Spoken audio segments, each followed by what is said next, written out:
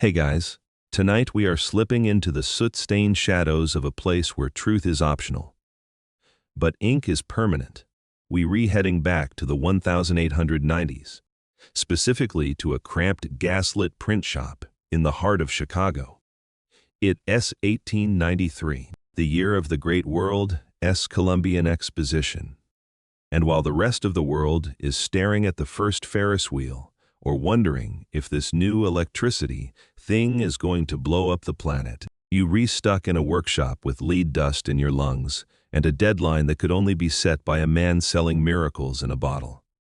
Just a heads up, the 19th century printing industry had a habit of turning your fingers permanently gray and your lifespan into a very short, very poetic tragedy. You'd probably lose a pinky to a mechanical press before you even learned to spell the word liniment. So, before you get comfortable, take a moment to like the video and subscribe.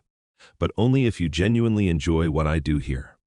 Also, I'd love to know where you re-listening from tonight, while the world outside goes quiet. Drop a comment and tell me your city and what time it is for you. Is it 3 a.m. in London or a quiet golden sunset in Tokyo? Now dim the lights, maybe turn on a fan for that soft background hum, and let us ease into tonight. Journey together. You step through the heavy oak door of the shop, and the first thing that hits you isn't the cold Chicago wind off the lake, but the smell. It's a thick, intoxicating cocktail of boiled linseed oil, turpentine, and the metallic tang of molten lead. In the corner, a gas lamp hisses with a rhythmic, ghostly sigh, casting long, jittery shadows across rows upon rows of wooden cases. These cases are your life. They hold the sorts, thousands of tiny individual lead letters, waiting for your blackened fingers to arrange them into something that sounds like the gospel. Even if it's just a sales pitch for a grifter. The mainstream historical fact you should know about this era is that the late 19th century was the absolute golden age of patent medicine. There were virtually no laws, no FDA, no ingredient lists, just vibes and very bold claims. If you could dream of a disease, there was a bottle in a wagon somewhere promising to fix it for 50 cents. And Chicago, during the 1893 World's Fair, was the epicenter of this chaos. People were pouring into the city from all over the globe, desperate for the new world, and even more desperate for a quick cure for their aching back or their tired blood. You pull a stool over to the composing stone. Your hands are already stained a deep charcoal gray from the morning. Run of grocery flyers, but tonight, job is different. It's a rush order for a man named Clark Stanley, a fellow who calls himself the Rattlesnake King. He is a showman who wears a buckskin outfit and carries a bag full of live serpents. And he needs 5,000 labels by dawn. You reach for your composing stick, a small metal tool that feels cold and heavy in your palm. You begin to pick out the letters, one by one.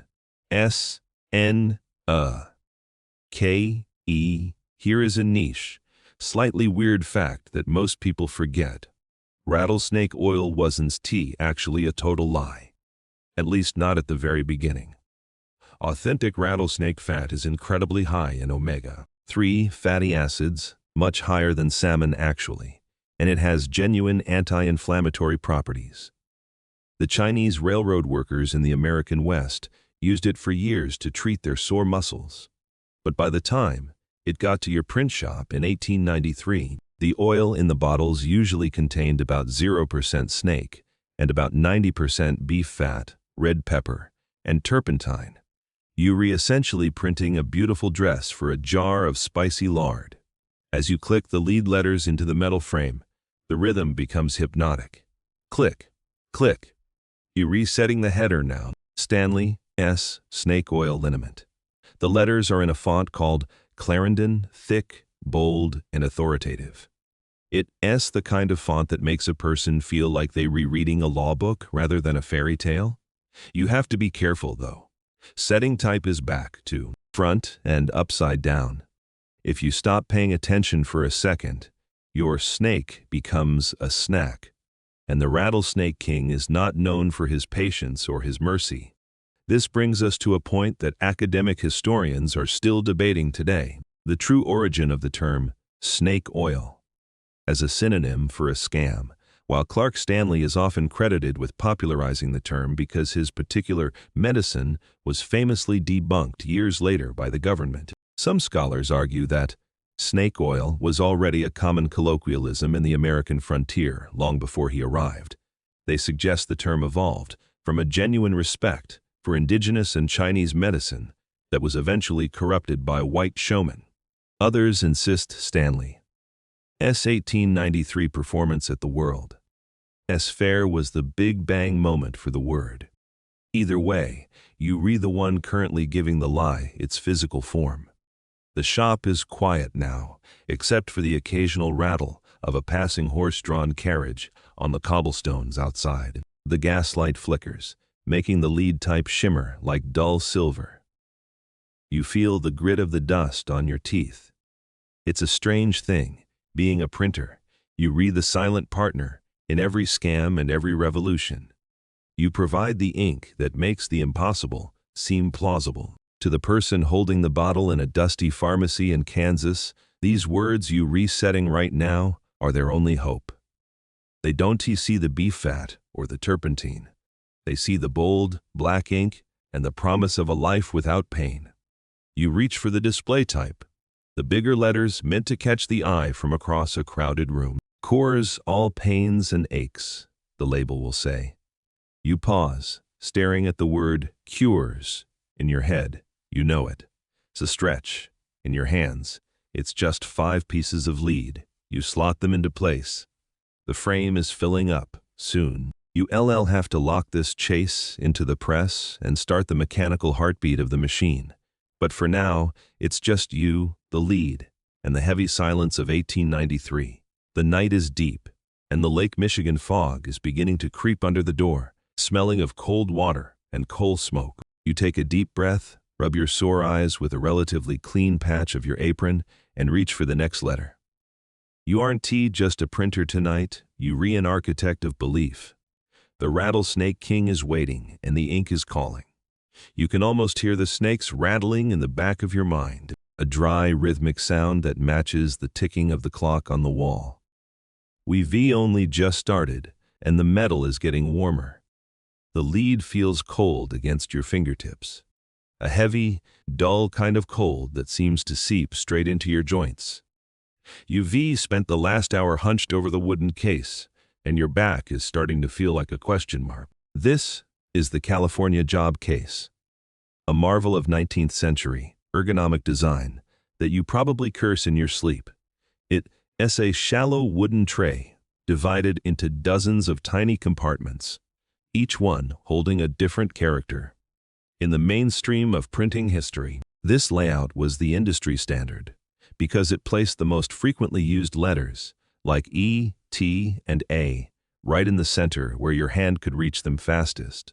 It turned the act of typesetting into a high-speed dance, a blur of motion that a master compositor could perform without even looking, their hands moving like a pianist playing a frantic concerto in the key of lead. But you still a bit slower, still mindful of the printer's devil lurking in the corner. That's what they call the apprentices. You know, legend has it the name comes from the belief that a small demon lived in every print shop, tripping up the workers and causing typos. In reality, it's just because you recovered from elbows to eyebrows in black ink, looking like a soot-stained imp. You reach into the S box, the Rattlesnake King's favorite letter, and pluck out a fresh sort. It's a tiny rectangular block of lead alloy, and as you slide it into your composing stick, you feel the familiar oily grit. Everything in this shop is coated in a fine layer of graphite and lead dust. It's on the walls, it's in your tea, and it's definitely under your fingernails. There's an obscure, slightly terrifying fact you try not to think about while you reworking: the sweetness of the trade. Printers in the 1890s often suffered from something called painter's colic, which we now know was chronic lead poisoning. Lead has a strangely sweet taste, and workers would often ingest it unknowingly from the dust on their sandwiches or by pieing the type. That S when you accidentally drop a whole handful of letters and have to pick them up with your mouth or wet fingers. You might be printing labels for a miracle cure, but the very tools you were using are slowly turning your nervous system into a jittery mess. It's a bit of Victorian irony that's probably too dark for a bedtime story. So let's just say your gray hands are a badge of honor, or a sign you really need to wash up before breakfast. You recurrently building the body of the label, the part where the lies get detailed and flowery. Good for man and beast, you set. One letter at a time. The B in beast is a bit nicked on the corner. But you decide it adds character. You rebuilding this line by line, upside down and backwards, left to right. It's a mental gymnastics routine that makes your brain itch. If you want to see the word snake, you have to assemble icons, with the letters facing the floor. It's like trying to read a book in a mirror while standing on your head. One slip of the thumb and the whole line squabbles. It turns into a pile of lead trash on the floor, and you LLB here until the 1900 starts. This brings us to a point of heated academic debate that still ripples through the history of technology. Was the manual compositor of the 1890s a dying breed of artist or a stubborn relic of the past? You see, just down the street, at the bigger newspapers, they started using the linotype machine, a terrifying contraption that casts entire lines of type from molten metal at the touch of a keyboard. Some historians argue that the 1890s was a decade of industrial mourning, where craftsmen like you realized that your specialized hand-eye coordination was being replaced by a machine that didn't need to sleep or worry about lead poisoning. Others, however, suggest that for small, intricate jobs, like these ornate, snake-adorned labels, the human hand was still superior, providing a level of soul and typographic flair that a clanking machine simply could mimic. Looking at the elegant curve of the S you just set, you really want to believe the artist theory. Even if your aching shoulders are telling you the machine might have the right idea, the gaslight above your head flickers and you hear a soft pop. The shadow of the composing stick lengthens across the stone. You reach for the EM quads. These are the blank pieces of metal used for spacing. They don't have letters on them. They are the silence between the words. In a way, they are the most important part of the job. Without them, the Rattlesnake King's promises would just be one long, unreadable scream of ink. You tuck them in tightly, making sure the line is justified. It has to be perfectly snug in the stick. If it's too loose, the type will fall out when we move it to the press. If it's too tight, the metal will bow and the print will be blurry. It's a game of millimeters. A high-stakes puzzle where the prize is a legible lie. You glance over at the hellbox under the table. That's where the broken and worn-out type goes to be melted down and reborn. It's a graveyard of old fonts and misspelled names. You wonder how many cures have ended up in that box over the years. Probably more than have ever actually happened in real life. You pick up the next letter, N, A for aches. You notice that your thumb is permanently stained a deep, metallic indigo. No matter how hard you scrub with lye soap, that color stays. It's the ink of the 19th century, a mixture of soot and oil that seems to want to become part of your DNA. The Rattlesnake King wants these labels to look official. He wants them to look like they were printed by the government itself. That means you have to use a lot of rules, thin strips of brass that create those crisp black boxes around the text. They are sharp, and if you aren't careful, they slice your fingers open faster than a paper cut. You rehandling lead, brass, and iron all at once, a heavy metal symphony that defines your existence. There's something grounding about it, though. In a world of fast-talking salesmen and invisible electricity, the print shop is physical. It's heavy. It's real. Even if what you reprinting is a total fabrication, The lead in your hand doesn't lie about its weight. You finish the line and slide it onto the galley, a long metal tray that holds the completed sections of the page. You can feel the vibration of the city outside, the distant rumble of a cable car, the clip-clop of a late-night carriage. Chicago is a city that never stops moving, but in here, time is measured by the click-click of the composing stick. You read halfway through the ingredients section now: camphor, turpentine, oil of oregano, you know, and I know that there isn't a drop of snake in the recipe. But as the lead letters click together, they make the ingredients sound like ancient, mystical alchemy. You take a moment to stretch, your joints popping in the quiet room. You look at the pile of lead you assembled so far. A beautiful silver-gray block of potential. In a few hours, it will be covered in ink and pressed into paper, and the Rattlesnake King will have his truth. But for now, it's just heavy metal and shadows. You reach back into the case for a TT for total recovery. You smile to yourself, a little bit of printer cynicism creeping through the fatigue. You aren't just an apprentice tonight. You read the man holding the silver-gray keys to the kingdom of belief. You pull a tattered, sweat-stained sheet of paper closer to the gaslight, squinting at the frantic handwriting of Clark Stanley himself. This is the copy, the raw material of the miracle. Designing a label in the 1890s isn't just about making things look pretty. It's about a very specific kind of psychological warfare. You re not just a printer tonight. You re an orchestrator of hope and a professional weaver of tall tales. The Rattlesnake King wants this label to be a total healing manifesto, and as you look at the list of ailments he expects you to fit into a 3x5-inch space, you realize you might need a miracle yourself just to manage the layout.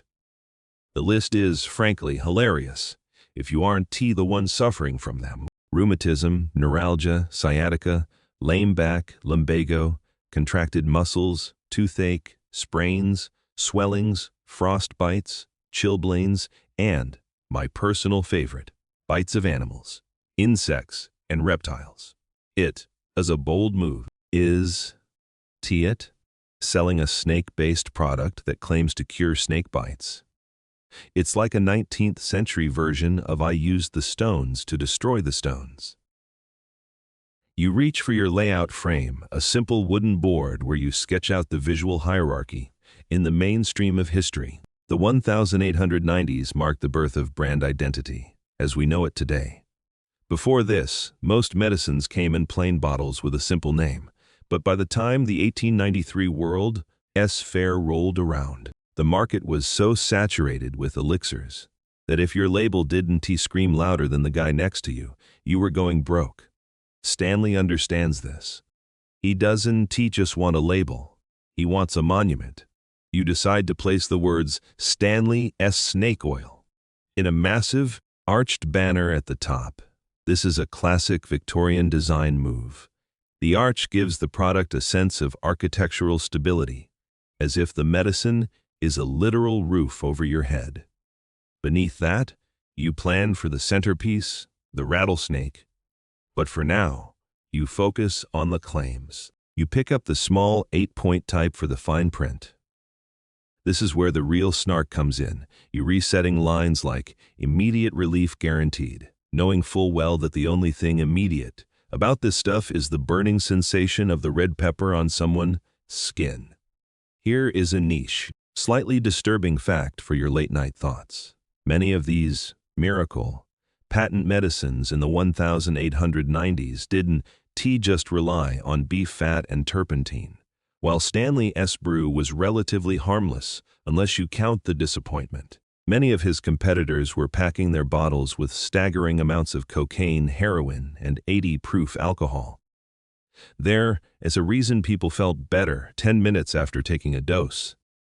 They weren't cured, they were just incredibly high. Some historians point out that the invigorating feeling promised on these labels was often just a massive dose of morphine disguised as a tonic for tired mothers. You look at the word invigorating in your lead case and realize you essentially printing the 1893 version of a legal drug trip. As you arrange the blocks of text, you have to play with the white space. In the 1890s, printers hated white space. They had a philosophy called horror vacui, the fear of empty spaces. If there was a blank corner on a label, you filled it with a decorative leaf, a pointing hand, a fist, in printer, speak, or another absurd claim. You recurrently wedging the phrase, good for man and beast, into a tiny gap near the bottom. This was a crucial marketing angle. If a farmer didn't want to spend 50 cents on his own backache, he'd definitely spend it if he thought it would fix his prize horse's leg. It's the ultimate 2-for-1 scam. This brings us to a point of intense academic controversy that keeps medical historians arguing over their mahogany desks. Did these labels actually contribute to a massive public health crisis, or were they a relatively harmless form of placebo theater? Some scholars argue that the 1890s patent medicine craze laid the groundwork for the modern pharmaceutical industry, teaching companies how to build trust through branding. Others insist that the lack of regulation led to thousands of deaths, and that the printers, the people like you setting these labels, were the enablers of a lethal deception. There is a persistent debate over whether the 1893 fair was a celebration of progress or a high-water mark for the exploitation of the desperate. Standing here with your ink-stained apron, it's hard to feel like a villain. You read just trying to make the lumbago line fit without the lead blocks falling over. You pick up a dingbat, a small decorative ornament. That looks like a starburst. You place it next to the price, 50 cents. In 1893, 50 cents was a significant amount of money, about the price of a decent steak dinner or a half-day's wages for a laborer. The Rattlesnake King is charging a premium for his theater. You decide to use a fist icon pointing directly at the price, a visual nudge that says, "Look how cheap this miracle is." It's a classic piece of aggressive Victorian advertising. You can almost hear Clark Stanley's voice in your head, that Carnival Barker's rasp, telling you to make it bigger, make it bolder. The air in the shop is getting colder as the fire in the small pot-bellied stove dies down. You rub your hands together, feeling the grit of the charcoal. The design is finally coming together on the composing stone. It's a chaotic, beautiful mess of fonts. UV used Egyptian for the bold parts, antique for the instructions, and a flowery script for Stanley's fake signature at the bottom. The signature is the authenticity seal. In a world without government oversight, a man's signature was the only ISO 9001 certification available. Of course, Stanley probably didn't even sign the original copy, but that's not your problem. Your problem is making sure the ink doesn't bleed when we finally hit the paper. You take a step back and look at the layout. It is a masterpiece of Victorian quackery. Every line is a promise that science can keep, but typography can. UV balanced the cures with the directions for use, which usually involved rubbing the oil until the skin turned red. Again, that is just the red pepper working. You feel a strange sense of satisfaction. Even though you know the medicine is a fraud, the layout is honest, the lines are straight, the font choices are authoritative, and the visual flow leads the eye exactly where the grifter wants it to go. You are an architect of the eyes, building a cathedral of ink for a god of turpentine. The city outside has fallen into a restless sleep. The only sound is the hiss of the gaslight and the distant whistle of a train pulling into Union Station, perhaps bringing more people who will soon be standing in line for a bottle of Stanley's snake oil. You reach for the chase, the heavy iron frame that will hold all this type together. It's time to move from the design to the locking up. The plan is finished. The lies are drafted. Now, they just need to be made permanent. You pick up your mallet and a wooden block, ready to tap the lead into place. The Rattlesnake King is coming back at dawn. and he doesn't like to be kept waiting. The bell above the heavy oak door jingles, a sharp, lonely sound that cuts through the thick silence of the workshop. You look up from your composing stone, expecting perhaps a late-night delivery of paper or a fellow printer looking for a spare font of italics. Instead, you see a man who looks like he stepped straight out of a dime novel and took a wrong turn into the industrial reality of Chicago. He's tall, wearing a broad-brimmed Stetson hat that's seen better days, and a buckskin jacket adorned with enough fringe to outfit a cavalry regiment. This is our client, the self-proclaimed Rattlesnake King, Clark Stanley. He smells like a heady mix of stale cigars, expensive bourbon, and something sharp and musky that you're fairly certain is either wild animal or very old sweat. He doesn't just walk into the room, he occupies it. He throws a heavy leather bag onto the counter, and you hear a sound that makes the hair on your arms stand up, a dry, rhythmic, papery hiss. It's the sound of 100 tiny rattles vibrating in unison. He catches your eye, gives a roguish wink, and taps the bag. "Don't you worry, son," he rasps, his voice sounding like two pieces of sandpaper rubbing together. "They're just a bit cranky from the carriage ride. They know they're in the presence of greatness." You realize that while you've been agonizing over the kerning of the word liniment, the man responsible for the contents of the bottles is currently carrying a bag of live predators next to your paper stock. The mainstream historical fact you should know about Clark Stanley is that he was arguably the most successful showman of the 1893 World's Fair. While the White City showcased the wonders of Tesla's alternating current and the majesty of Beaux-Arts architecture, the Midway Plaisance, where the real money was made, featured Stanley. He would stand before a crowd, pull a live rattlesnake from a box, and in a flurry of theatrical violence, slice it open and drop it into a vat of boiling water. The oil that rose to the top was then bottled and sold to the gasping onlookers for 50 cents a pop. It was the ultimate 19th-century merger of science, myth, and visceral gore. Stanley leans over your composing stone, his shadow looming large in the gaslight. He points a gloved finger at the layout you've been building. "The snake," he says, tapping the empty space in the center of the frame. "I need it to look meaner. I want the people of Kansas to see it and feel the bite before they even open the jar. Fear is the best salesman for a cure, kid." You nod, not wanting to argue with a man who has a bag of venomous reptiles at his feet. You realize that Stanley isn't interested in the art of printing, he's interested in the weight of the impression. He wants the ink to be thick, the lines to be deep, and the message to be undeniable. Here is a niche, slightly eccentric fact for you.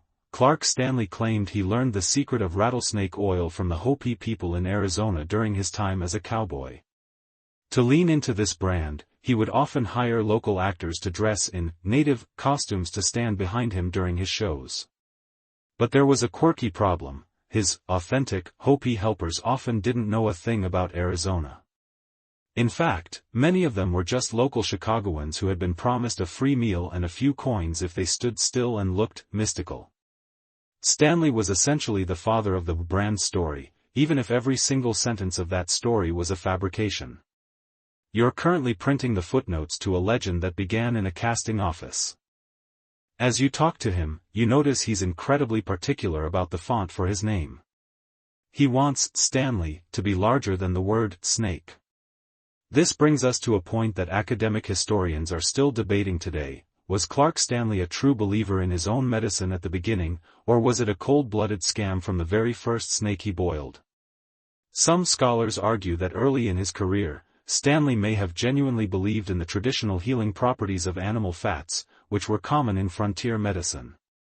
They suggest he only turned to total fraud when the demand for his product outstripped his ability to actually catch and process snakes.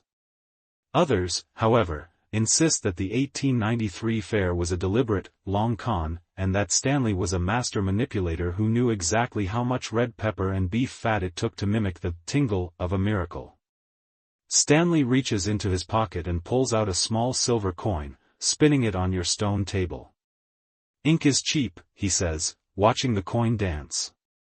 "Belief is where the profit is. You make those labels look like they were printed by the hand of Providence itself, and I'll make sure you never have to sleep on a cold floor again." He laughs, a booming sound that echoes off the wooden type cases, and then picks up his bag of snakes. The papery rattling intensifies as he heads for the door, leaving you with the scent of his cigars and the lingering vibration of his ego. The door slams shut, and the shop feels smaller, quieter, and somehow much more dangerous. You look down at the lead type. You're setting the line, prepared at the Snake Oil Farm, Providence, Rhode Island. You know there is no farm in Providence. You know the only farm is the back of Stanley's wagon. But as you slot the letters into place, you feel the weight of the responsibility.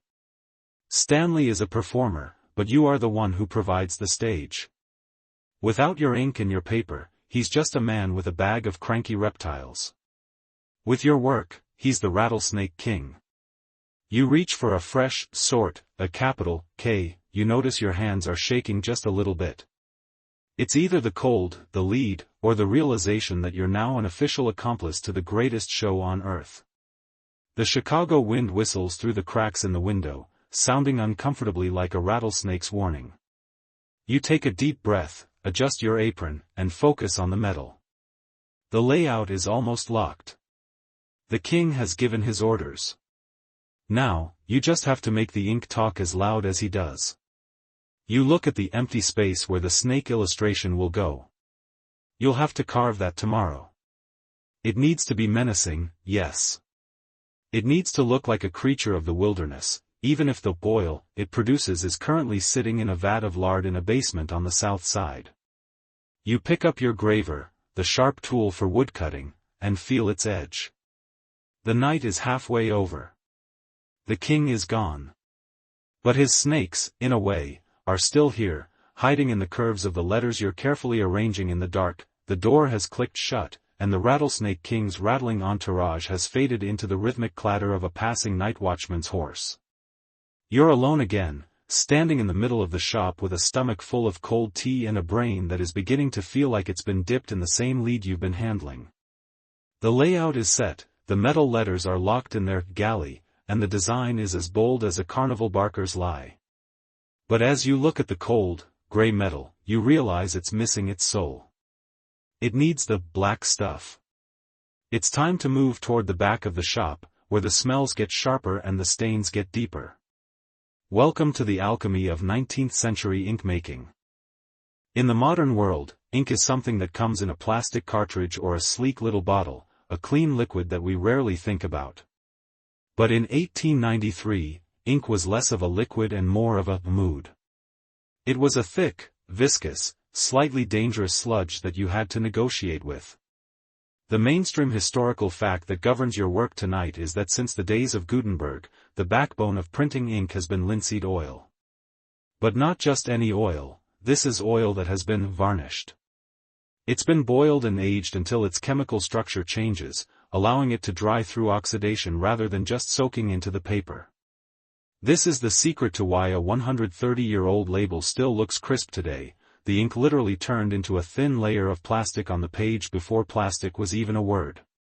You walk over to the ink slab, a massive, heavy piece of polished black marble that has seen enough soot to qualify as a coal mine. You pick up a large, flat-bladed spatula and reach for the tin of lampblack. This is your pigment, and it's about as primitive as it gets. Niche fact for you, lampblack is exactly what it sounds like. It's the soot collected from the chimneys of lamps burning oil or tar. You're essentially using the waste product of the 19th century's lighting system to tell the world about Stanley's miracle cure. It's so light and fine that if you even think about breathing too hard, a cloud of black dust will erupt and settle in your hair, your lungs, and your very soul. You carefully scoop a mound of it onto the marble slab, looking like a miniature volcano of pure darkness. Now comes the alchemy. You pour a steady stream of the thick, amber-colored linseed oil varnish over the lampblack. It smells like a wet forest fire mixed with a hardware store, pungent, earthy, and strangely addictive. You begin to work the spatula, folding the oil into the powder. At first, it's a dry, crumbly mess, but as you press and smear, it starts to take on a glossy, obsidian sheen. You have to mull it. You pick up the muller, a heavy glass or stone tool with a flat bottom, and you begin to grind the ink against the marble in a figure-8 motion. Scrape, swirl, press. Scrape, swirl, press. The rhythm is slow, heavy, and incredibly soothing if your shoulders aren't already on fire. Here is an obscure, slightly kitchen-witch fact about 19th-century ink recipes. To get the oil just right, old-school printers would often toss a crust of bread or a whole onion into the boiling linseed oil. They believed the bread would soak up the grease and the onion would clarify the impurities. It sounds like a recipe for a very sad soup, but it was a legitimate technique used to ensure the ink wouldn't halo. That's when the oil separates from the pigment and leaves a greasy yellow stain around the letters. You can almost smell the ghost of a fried onion lingering in the varnish as you grind the black sludge into a smooth, buttery consistency. It's an honest smell, which is more than we can say for the Rattlesnake King's product. As you mull the ink, you find yourself caught in the middle of a heated academic controversy that still gets book history nerds fired up. By the 1890s, the ink-making revolution was in full swing. For the first time, you could buy pre-mixed ink in big cans from factories in New York or London. Some historians argue that this was the death of true printing, claiming that factory ink was full of cheap fillers like rosin oil and coal tar, which made the prints look flat and gray. They argue that the 1890s saw a massive decline in the bloom and depth of black ink. Others, however, suggest that the factory-made stuff was actually a godsend, providing consistency and preventing the frequent workshop fires that happened when apprentices, like you, accidentally set the linseed oil on fire while trying to boil it. Are you a craftsman making a bespoke medium, or are you just a guy who should have ordered a can of Standard Black No. 2 and gone to bed? Your aching wrists are voting for the factory, but your eyes love the deep, velvet black currently forming on the slab. The ink is getting tacky now. You lift the spatula, and the ink pulls away in long, sticky strings that look like liquid licorice. This is the length of the ink. If it's too short, it will be buttery and won't transfer well. If it's too long, it will fly off the rollers of the press like tiny black spiderwebs, coating everything in the room in a fine mist of soot. You add a few drops of turpentine to thin it just a hair. The turpentine hits the oil and the smell sharpens, cutting through the heavy grease like a knife. It's the smell of productivity. It's the smell of the 1890s. You glance at your hands. They are no longer gray, they are a deep, uncompromising black. You've reached the point where no amount of lye soap is going to save you. You are now a part of the machine. It's a strange feeling, mixing the very substance that will carry the Rattlesnake King's lies across the country. This ink will travel on trains to the dusty plains of Nebraska, it will sit on bedside tables in the mountains of Tennessee. Long after the beef fat in the bottle has gone rancid and the king has moved on to the next scam, your ink will still be there, stubbornly clinging to the paper, telling anyone who looks that this bottle once held the secret to total recovery. You scrape the ink into a neat pile at the top of the slab. It's perfect. It's glossy, dense, and has a tack that sticks to the spatula with a satisfying, wet schloop sound. You feel a weird sense of pride. The Rattlesnake King might be a fraud, but this ink is the real deal. It's the highest quality, job black, you've ever mixed. You take a small dab of it and smear it onto a scrap of paper, watching how the black stays deep and solid even when spread thin. It's the color of a moonless night over Lake Michigan. The gaslight is beginning to hiss a bit louder, a sign that the pressure in the pipes is fluctuating. You realize you've been standing at the ink slab for nearly an hour. The night is pressing against the windows, and the shop is filled with the heavy, oily scent of your creation. You're tired, yes, but you're also ready. The metal is locked, and the blood of the press is mixed. All that's left is the image, the snake itself.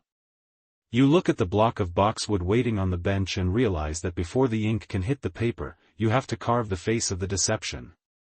You pick up your spatula one last time to clean the slab, the black sludge reflecting the flicker of the gas flame like a dark, prophetic mirror, the ink is resting now, a dark, glossy mound on the marble slab, looking like a sleeping predator.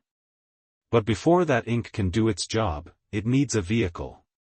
It needs an image that will grab a tired farmer by the lapels and shake him until 50 cents falls out of his pocket. You turn your attention to the small, square block of wood sitting under the direct glow of your task lamp.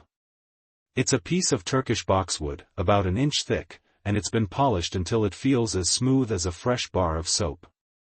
In the mainstream history of the 19th century, wood engraving was the undisputed king of illustration. Before the world figured out how to print photographs easily in newspapers, every single picture you saw, from the fashion plates of Paris to the grim scenes of the Civil War, started as a piece of wood just like this one, carved by a person whose eyes were probably permanently crossed from the strain. You pick up your burin, a tiny steel chisel with a mushroom-shaped wooden handle that fits perfectly into the palm of your hand. It feels like an extension of your own skeleton. You've already sketched the outline of the rattlesnake onto the wood using a fine-pointed pencil, but now comes the part that requires you to stop breathing for long stretches of time. You have to carve the white space. This is the fundamental brain flip of wood engraving. You aren't drawing the snake, you are cutting away everything that isn't the snake. Every sliver of wood you remove will show up as the white of the paper. Every part you leave untouched will catch the ink and become the dark, menacing scales of the serpent. It's a philosophy of subtraction, a way of finding the truth by removing the distractions, though, given the product we're labeling, truth is a bit of a strong word. The Rattlesnake King wanted this creature to look mean, and you're starting with the head. You carefully push the burin through the dense grain of the boxwood. Niche fact for you, we use boxwood specifically because it is so incredibly dense that the grain is almost invisible to the naked eye. It grows so slowly that a tree the size of your arm might be 100 years old. This density allows you to cut lines that are thinner than a human hair without the wood splintering. As you push the tool, a tiny, spiraling curl of wood, a shaving, rises up and rolls across the block. It's silent work. The only sound is the faint, crisp scritch of steel meeting fiber. It's the kind of sound that makes the back of your neck tingle, a rhythmic, tiny carving that anchors you to the present moment while the rest of Chicago roars outside. You're working on the snake's rattle now, adding the delicate cross-hatching that will give it texture. This brings us to a point of academic controversy that keeps art historians bickering in their ivory towers. Was wood engraving in the 1890s an actual, fine art, or just a high-level form of mechanical replication? By the time you're sitting here in 1893, the invention of photosincography, a way to etch images onto metal using light, is already starting to kill your trade. Some scholars argue that wood engravers like you were just human photocopiers, mindless drones who merely translated a painter's work into lines. But others insist that the engraver's line was a unique creative language, a way of interpreting light and shadow that a chemical process could never replicate. Looking at the way you've chosen to taper the lines around the snake's coiled body to suggest its weight, you definitely feel like an artist. Or at least, a very skilled accomplice to a reptile-themed heist. Here is a quirky, slightly obsessive fact about the tools of your trade. Many engravers in the 1890s would use a sandbag, a small, circular leather cushion filled with fine sand, to rest the wood block on. This allowed you to rotate the block with your left hand while your right hand kept the burin perfectly steady. It's like a low-tech version of a surgeon's swivel table. You've got your block on the bag now, spinning it slowly as you carve the curve of the snake's strike. You have to be careful about the burr, the tiny rough edge left by the tool. If you leave a burr, the ink will catch it and create a blurry smudge on the label. You're essentially performing microscopic landscaping, making sure every valley you carve is smooth and every ridge is sharp. The snake is starting to take shape. It's coiled, its tongue flicking out in a fork of white space, its fangs prominently displayed. You realize you're carving a nightmare for people who have probably never even seen a real rattlesnake. Most of Stanley's customers are in the rainy cities of the East or the dusty towns of the Midwest where the biggest snake they've seen is a garter snake in a garden. You're not just carving an animal, you're carving the idea of the West. You're carving the danger that Stanley claims to have tamed with his boiling vat of lard. The more menacing you make the snake look, the more valuable the oil becomes. It's a visual tax on fear, and you're the one setting the rate. You take a small brush and sweep away the wood dust. The shavings are so fine they look like pale yellow silk. Your eyes are starting to burn from the flicker of the gaslight, and you find yourself squinting through a glass globe, a round bottle filled with water that you've placed between the lamp and the wood block. This was a classic printer's trick. The water-filled globe acts as a giant magnifying lens and focuses the light into a cool, bright spot on the wood. It makes your workbench look like a laboratory for a mad scientist who specializes in tiny wooden serpents. You can see every scale you've carved, every tiny diamond pattern on the snake's back. It looks alive, even in its inverted, wooden form. You reach for a tint tool, a burin with multiple tiny teeth, to create the gray tones of the background. By cutting a series of very fine, parallel lines, you create an optical illusion. To the eye, the black ink and the white paper will blend together to look like a soft, atmospheric gray. It's a binary system, really. Ink or no ink. Black or white. It's a predecessor to the pixels on the screen you might be using to listen to this. You're essentially encoding an image into a block of wood. You feel the rhythm of the tint tool as it moves across the grain, a steady zip zip zip that echoes the ticking of the grandfather clock in the front of the shop. You glance at your hands. They are steady, but they look like the hands of a much older person. The constant pressure of the burin handle against your palm has created a thick callus, a printer's mark, that you'll carry for the rest of your life. You realize that your body is physically changing to accommodate the machine of the print shop.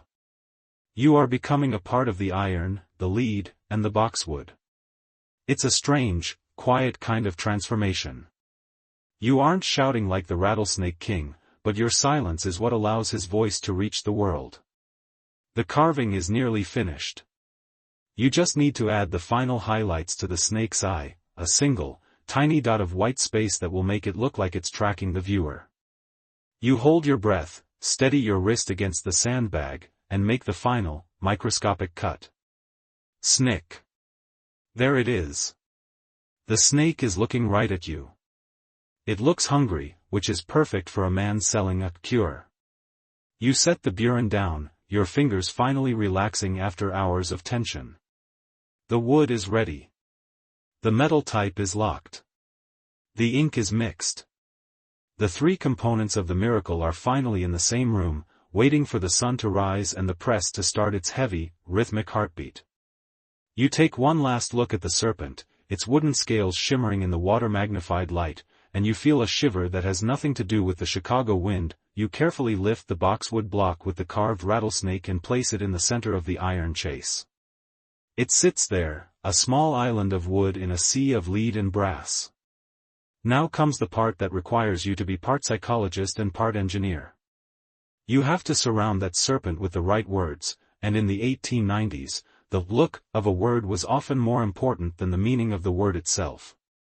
You reach for the job type cases on the upper shelf. These aren't the standard, polite fonts used for printing Bibles or poetry. These are the heavy hitters, the display types. In the mainstream history of typography, the late Victorian era was an absolute explosion of visual noise.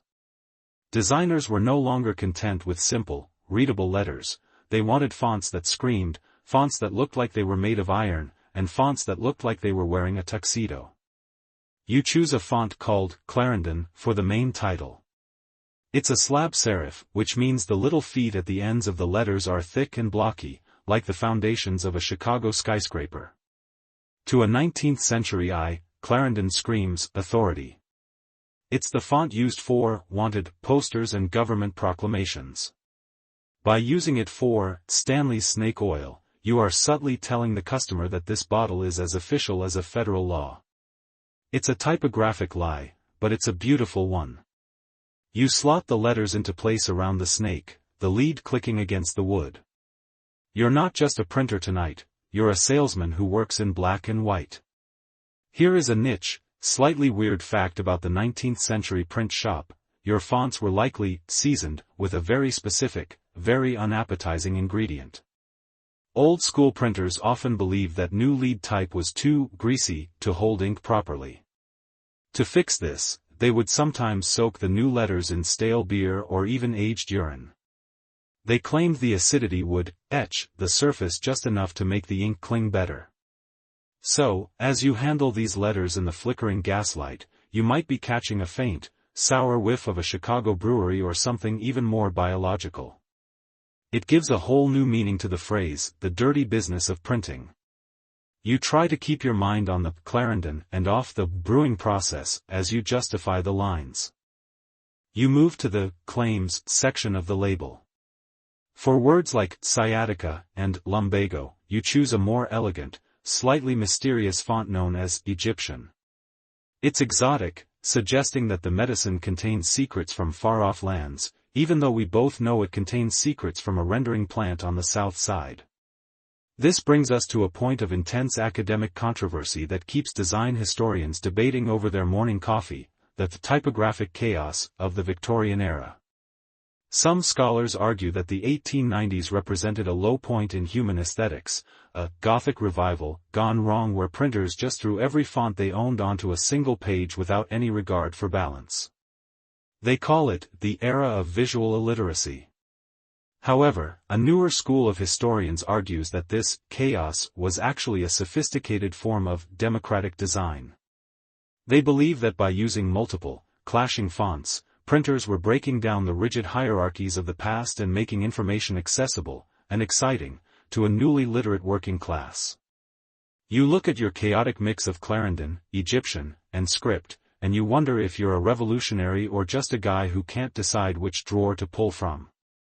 The script font is for Stanley's signature at the bottom. It's a flowery, swirling mess of loops and descenders. In 1893, a signature was the ultimate mark of personal accountability. If a man signed his name to a product, he was supposedly putting his honor on the line. You spend 10 minutes just trying to find a capital S that isn't too worn down. In the print shop, certain letters were always in short supply. S for snake, C for cure, O for oil. We call this being out of sorts, a phrase that has survived into the modern day to describe someone who is grumpy.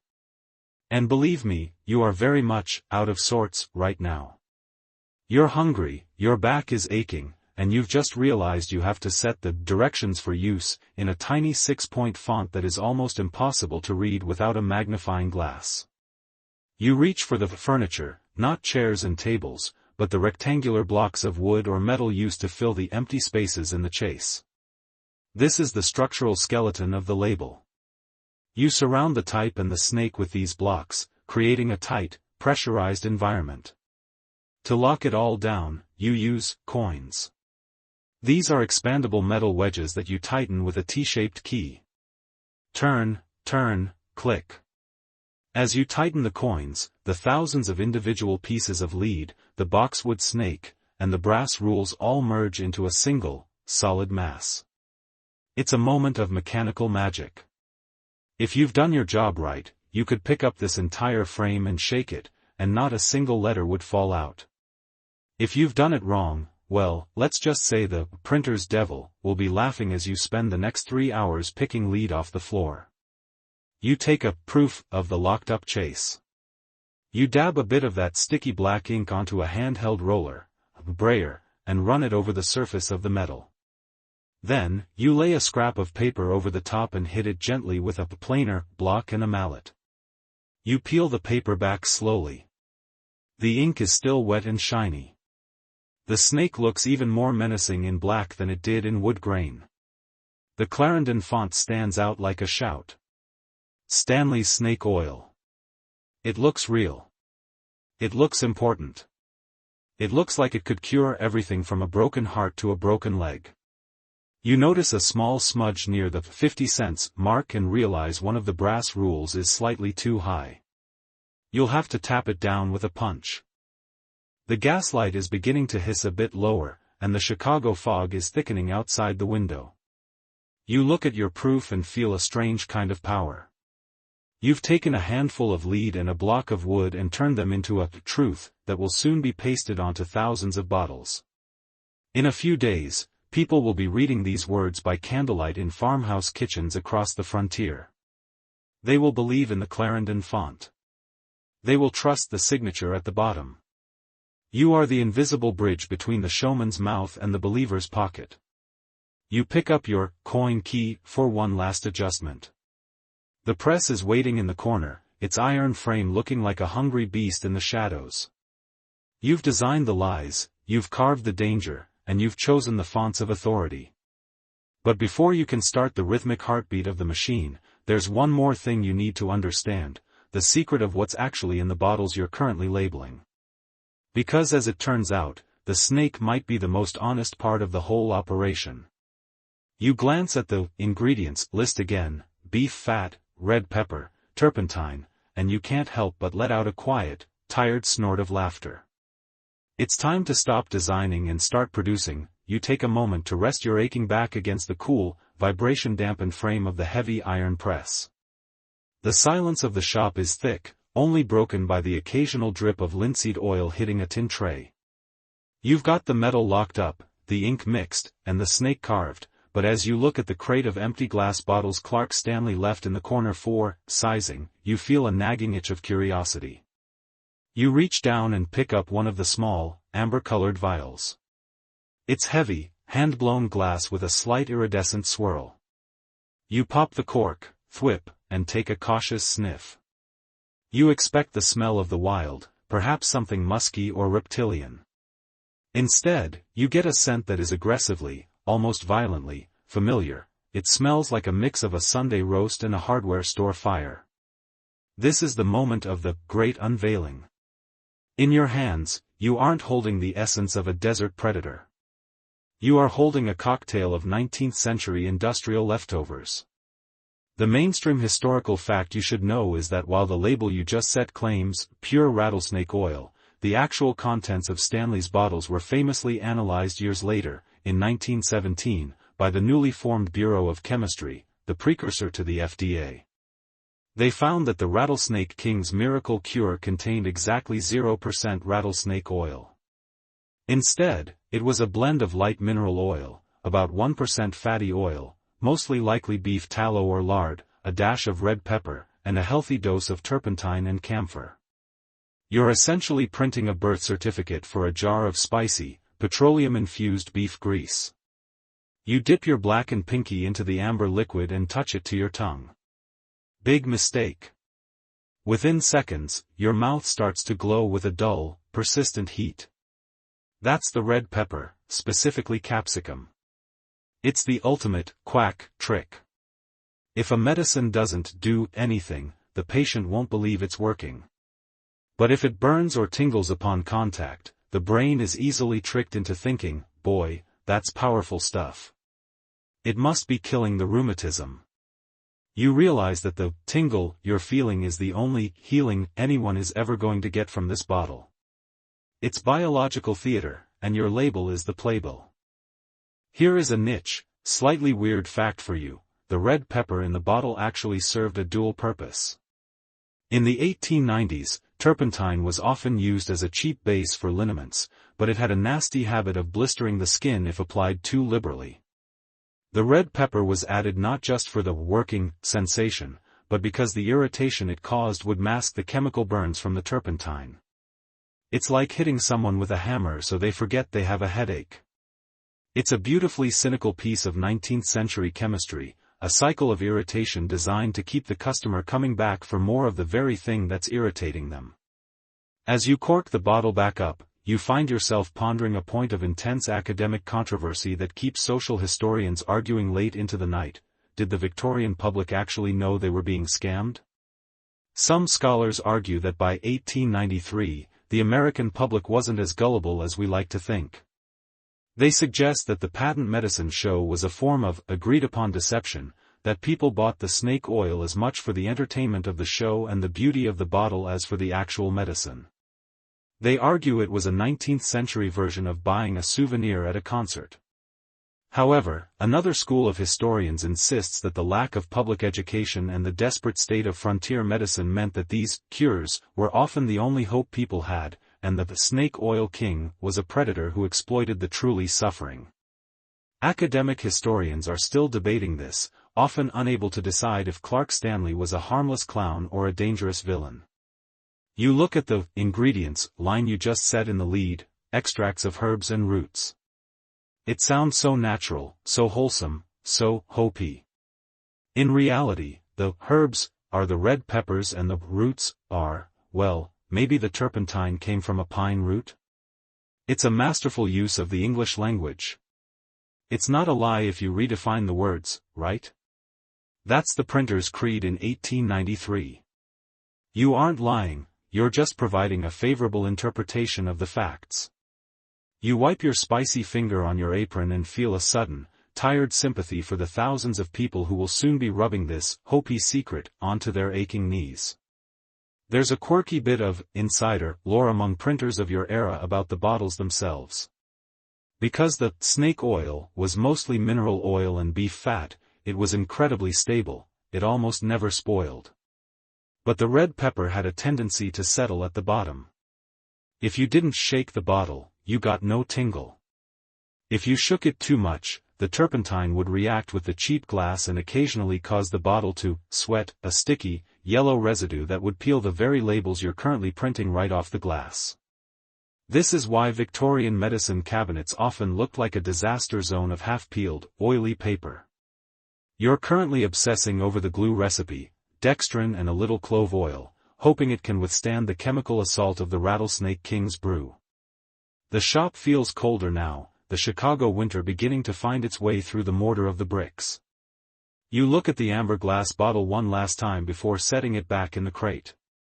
It looks so elegant, so full of promise. In the dim light, the iridescent glass makes the beef fat look like liquid gold.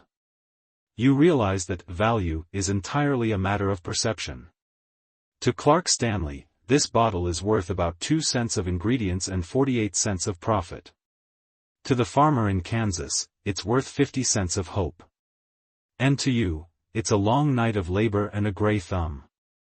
You walk back to the press, the floorboards creaking under your boots. You've seen the secret. You know the Rattlesnake King is just a man with a vat of spicy lard. But strangely, it doesn't make you want to stop. If anything, it makes you want to print the labels even better. If the medicine is a fraud, the label has to be the most honest thing about it. It has to be perfect. The lines have to be crisp, the snake has to be menacing, and the signature has to be elegant. You are the one who makes the myth physical. You grab the bailing bar of the press. It's time to move from the what to the how. The mechanical heart of the shop is about to start beating. You reach for the ink knife to spread that velvet black sludge across the rollers. The sun isn't up yet, but the work is calling.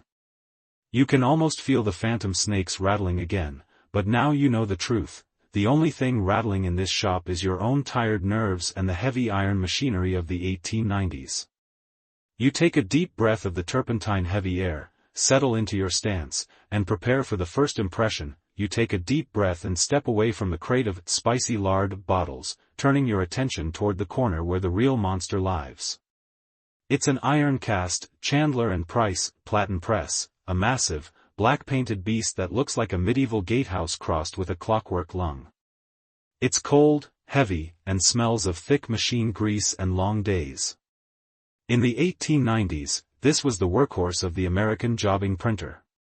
It wasn't designed for printing grand novels or world-changing encyclopedias, it was built for the quick stuff, the flyers, the funeral notices, and the beautiful lies of Clark Stanley. If the composing stone was where you built the dream, this machine is the factory that makes it a physical, thousands-fold reality. You reach for the ink knife and take a generous glob of that velvet black, snake oil, ink you mulled earlier. You smear it onto the circular ink disc at the top of the press. It looks like a giant, dark record waiting for a needle. You grab the heavy iron flywheel and give it a tug. The machine groans, a metallic scritch of protest before the gears catch and the rhythm begins. As you pump the foot treadle, the ink disc rotates a few degrees with every cycle, and the 3 composition rollers, long, gelatinous cylinders that look like giant hot dogs made of rubber, climb up and down the face of the machine. They kiss the ink disc, picking up a perfectly thin, even layer of black sludge, and then they dive down to roll over the lead type you locked in the chase. The mainstream historical fact you should anchor your mind to is that the late 19th century was the absolute peak of jobbing printing. Before the 1870s, printing was a slow, majestic process involving large flatbeds. But by 1893, these small, foot-powered presses had democratized the written word. They allowed a single person, an apprentice like you, to produce thousands of impressions in a single night. This explosion of small-scale printing is what fueled the patent medicine boom. Without these fast, cheap iron presses, men like Clark Stanley would have stayed in their wagons. Instead, they could flood every pharmacy in the country with their official labels. You are currently standing at the gears of the 19th century information revolution.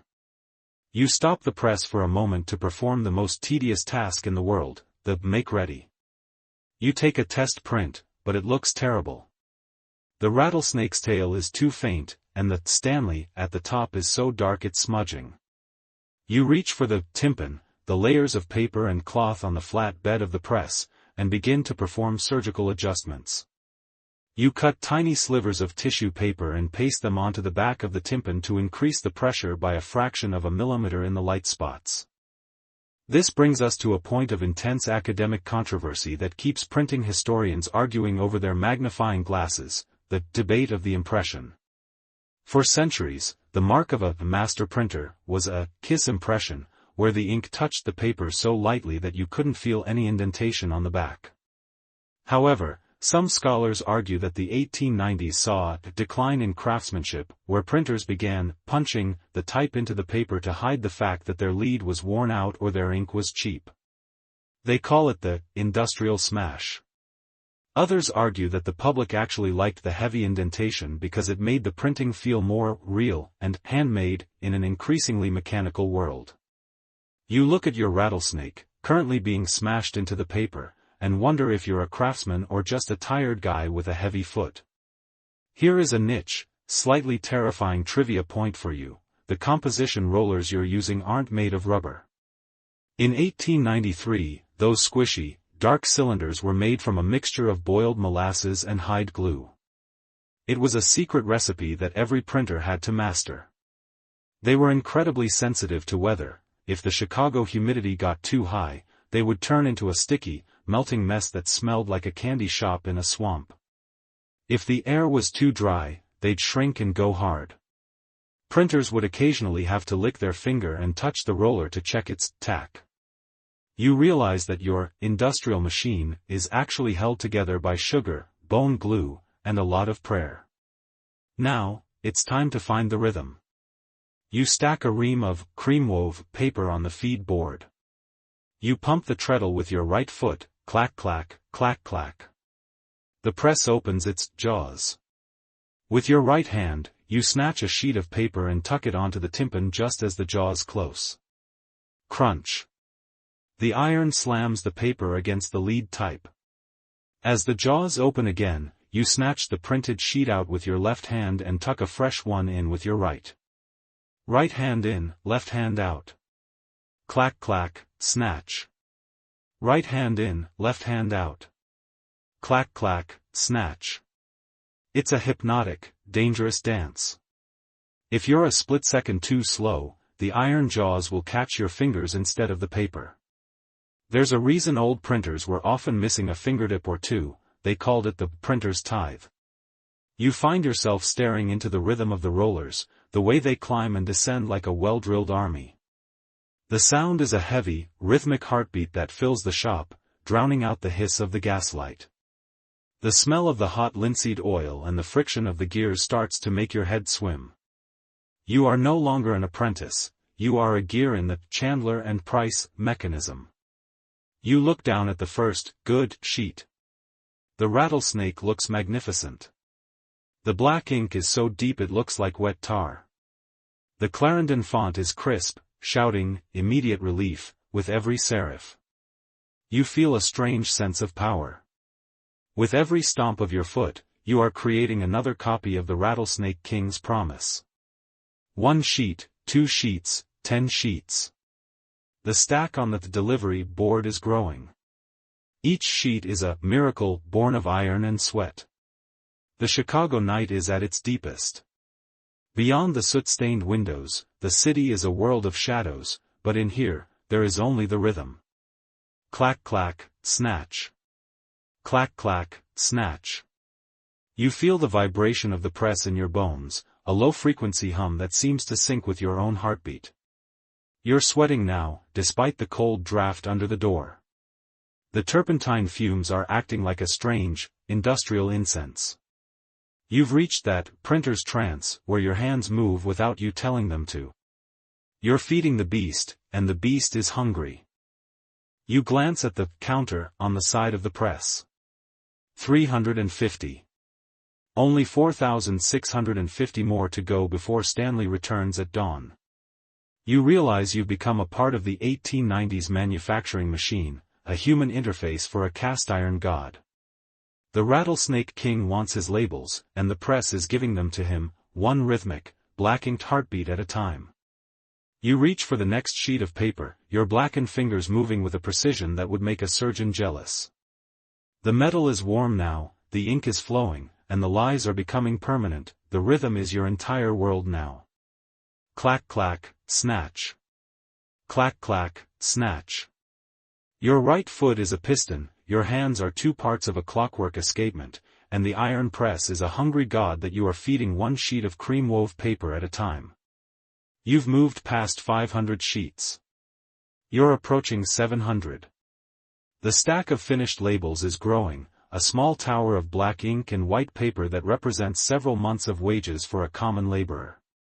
You're in the zone, that strange, chemical-induced euphoria where the smell of turpentine starts to feel like perfume and the metallic groans of the Chandler and Price sound like a symphony. You're feeling pretty good about yourself. You're a master of the machine. You're the silent engineer of the Rattlesnake King's empire. And then, you see it.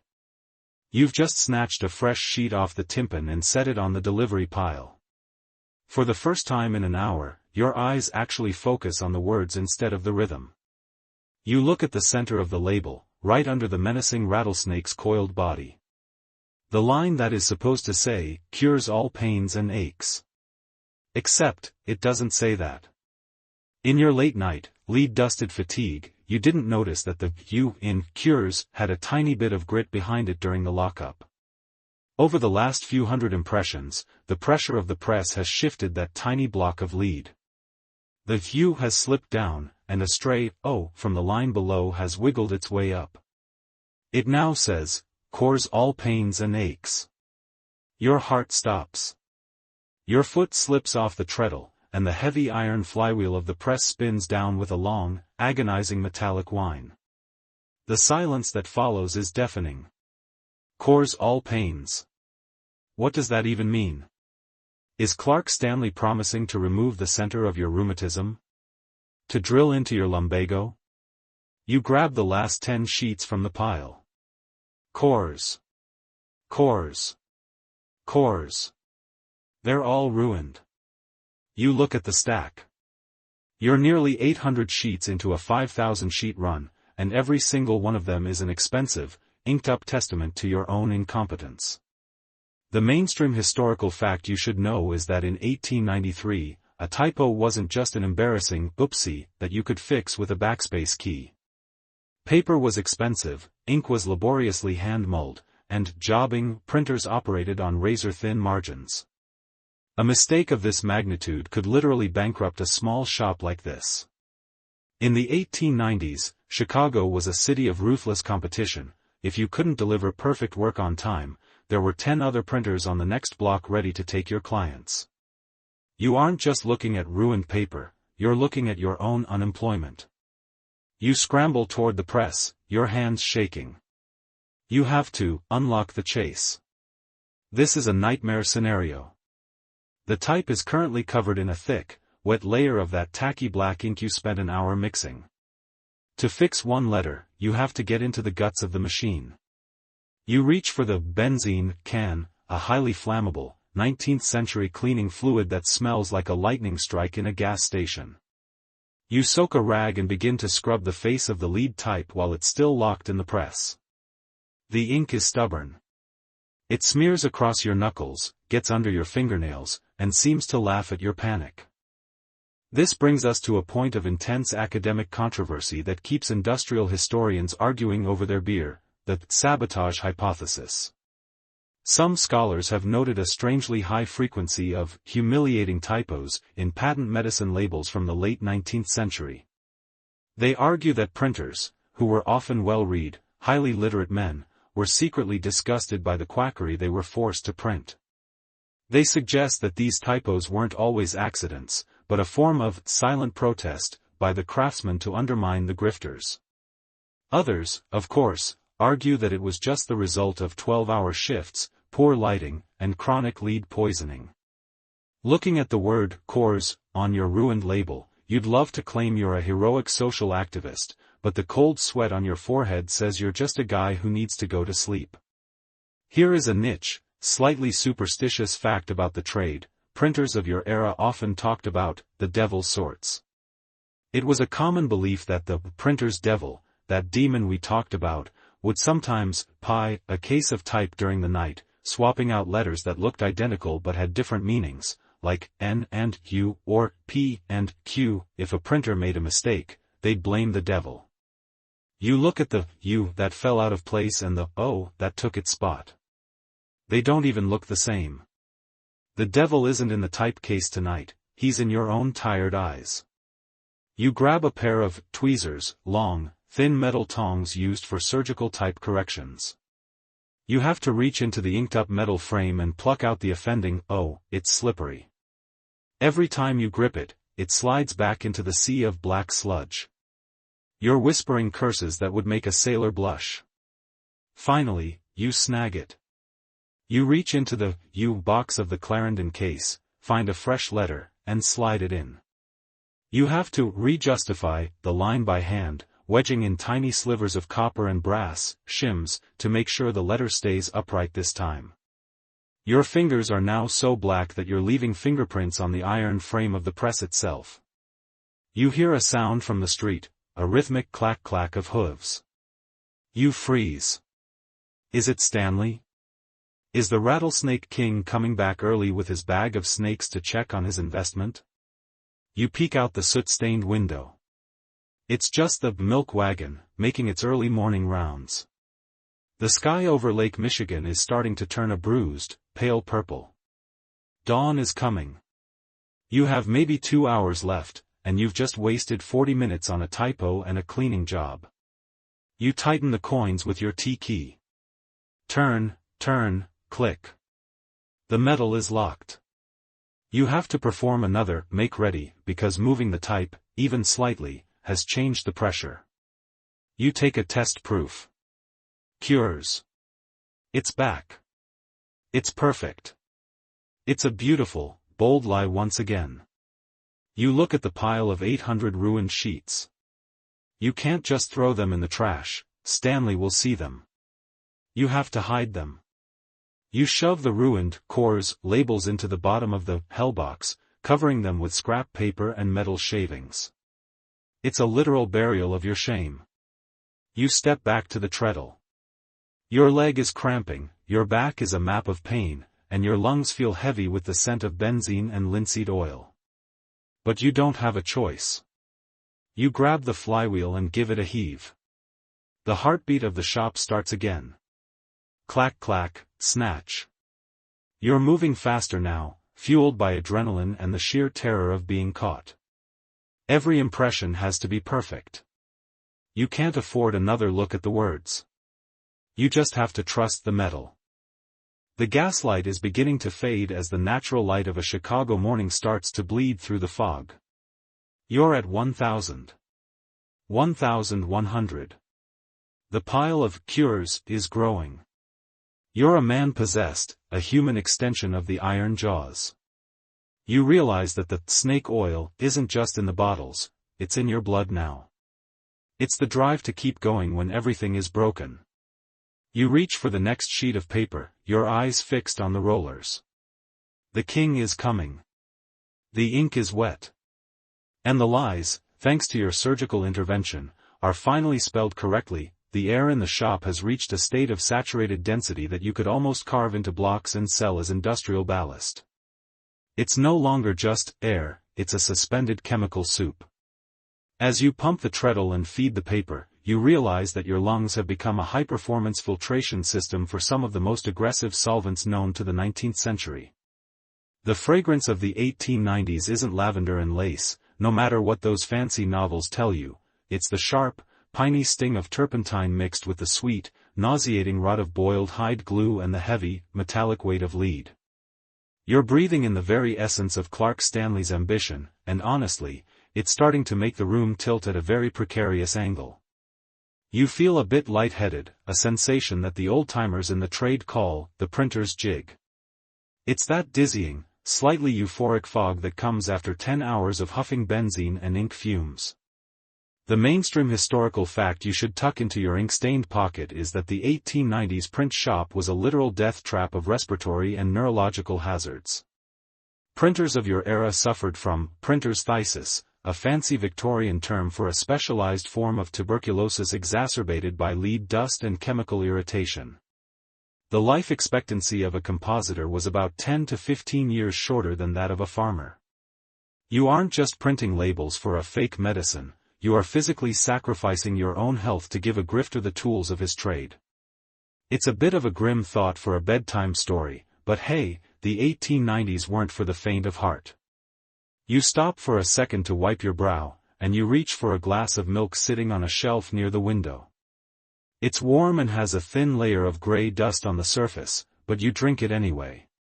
Here is a niche, slightly eccentric fact about your trade.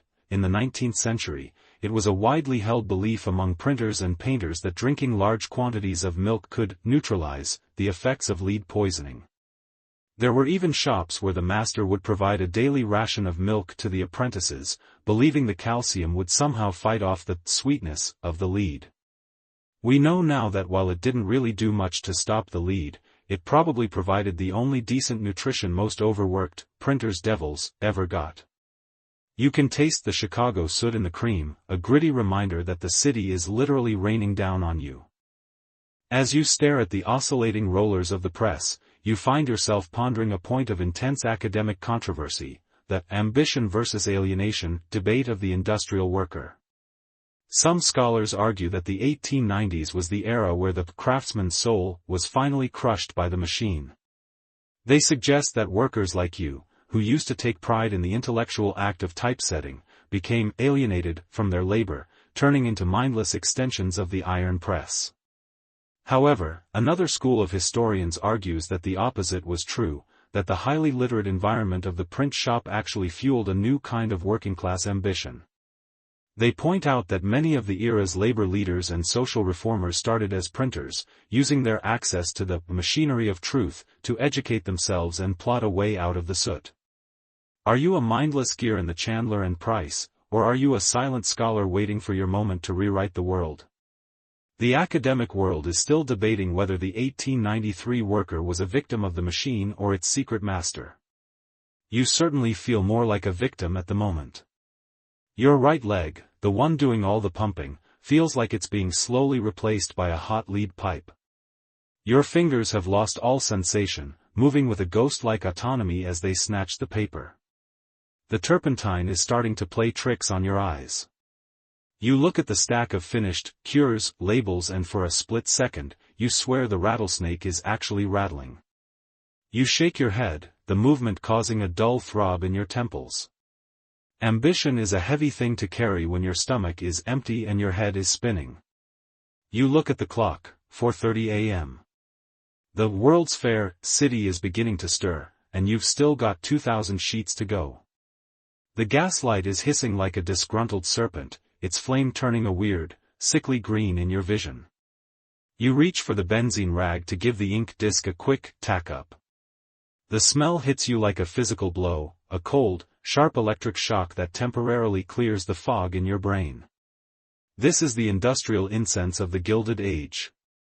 It's the smell of progress, of steamships crossing the Atlantic, of railroads cutting through the plains, and of a man in a buckskin jacket convincing a crowd that a bottle of lard can stop the passage of time. You realize that your ambition is simply to survive the night. You don't want a seat at the table of the Rattlesnake King, you just want to see the sun come up without falling into the gears.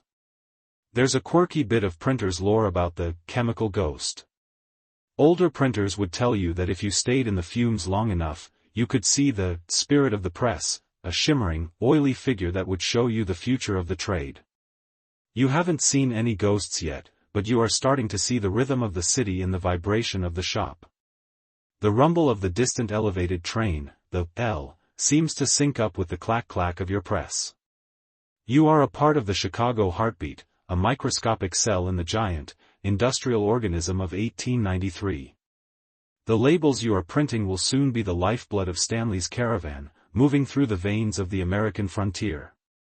You feed another sheet. Clack-clack, snatch. The paper is cool and crisp, a sharp contrast to the greasy, hot environment of the machine. You notice that your snake oil ink has taken on a life of its own. It's developed a deep, almost purple, bloom as it oxidizes in the chemical-heavy air. It's the most beautiful thing in the room, a velvet, obsidian finish that makes the rattlesnake look like it's made of wet coal. You feel a sudden, sharp pang of pride.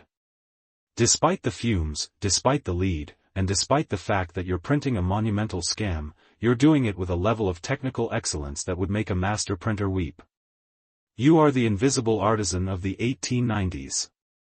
The fog outside the window is pressing in, turning the city into a gray, featureless void. You feel isolated in your gaslit bubble, a lone traveler in the sea of turpentine and ambition. You realize that the scent of the shop has permanently claimed you. You could bathe in a vat of lye and you'd still smell like linseed oil and lead. It's your new identity. You reach for the next ream of paper, your blackened fingers leaving a faint, oily smudge on the edge, your signature on the era. You're in the home stretch now. The king is coming, the sun is chasing the fog, and the fragrance of the shop is the only thing keeping you upright. You pump the treadle once more, the iron flywheel spinning with a renewed, desperate energy. 1,800 to go, the sky over the gray, churning waters of Lake Michigan is finally beginning to crack, revealing a sliver of pale, watery gold that bleeds through the Chicago fog. Inside the shop, the gaslight has become a sickly yellow ghost, no longer needed but still hissing its rhythmic disapproval of the morning. You've done it. The counter on the side of the Chandler and Price press clicks into place with a final, metallic satisfying thud, 5,000 sheets. Your right leg is trembling so violently from the hours of treadling that you have to lean against the cooling iron frame just to keep from toppling over. You reach out and touch the last sheet on the delivery pile. The ink is still wet, a shimmering black mirror reflecting the dawn. But the work isn't finished.